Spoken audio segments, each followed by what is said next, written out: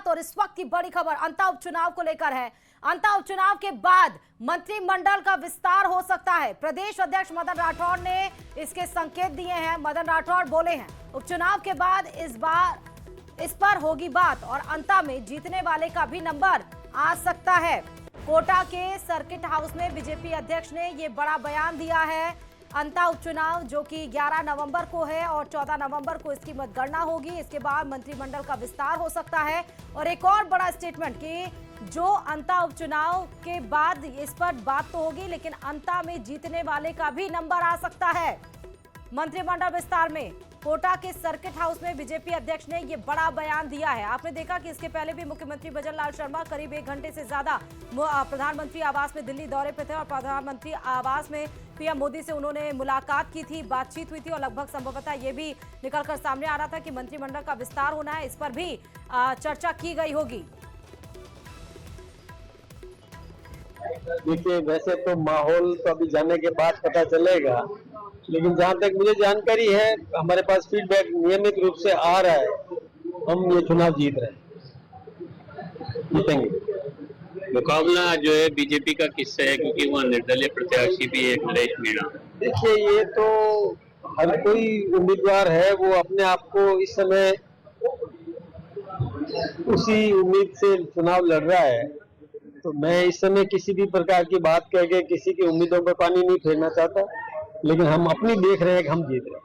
प्रदेश अध्यक्ष जी, 2 साल का सरकार का कार्यकाल, यही चुनाव का मुद्दा है बीजेपी का, योजनाएं और तमाम। बिल्कुल है, विकास का भी है, देश काल परिस्थितियों का भी है और वर्तमान समय में जनता हम पर विश्वास कर रही है। दूसरा, जो हमने उम्मीदवार दिया है वो स्वच्छ छवि का निष्कलंक व्यक्ति है, सामान्य परिवार से है, जनता से जुड़ा हुआ है।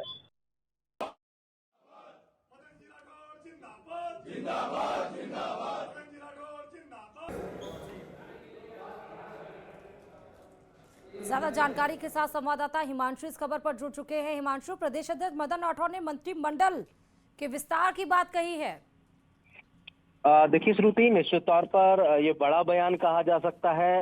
आज का ये बड़ा राजनीतिक बयान कहा जा सकता है, क्योंकि जिस तरह की चर्चाएं प्रदेश के अंदर मंत्रिमंडल विस्तार को लेकर के लगातार चल रही हैं, जिस तरह की शोक-बुगाज का दौर लगातार चल रहा है और जिस तरह से मुख्यमंत्री का जो दिल्ली दौरा हुआ उसके साथ में ये चर्चाएं और तेज हो गई और उन सब के बीच में जो अंता उपचुनाव चल रहा है और उसके बीच में प्रदेश अध्यक्ष मदन राठौड़ ने आज मीडिया से बात करते हुए कोटा सर्किट हाउस में जिस तरह का बयान दिया है, उसमें स्पष्ट तौर पर एक संकेत दे दिया है कि जो मंत्रिमंडल विस्तार है उसको लेकर के संभावनाएं हैं और अंता उपचुनाव के बाद में लगभग ये तय मानिए कि मंत्रिमंडल विस्तार हो सकता है। उनके बयान से जो इंडिकेशन नजर आया वो कुछ इसी तरह का नजर आया।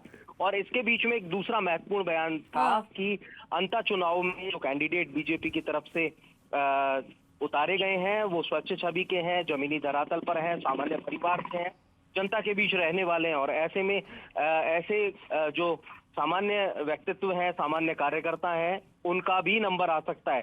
तो अंता उपचुनाव के बीच में इस बयान को भी बहुत गंभीरता से देखा जा रहा है, बहुत महत्वपूर्ण माना जा रहा है।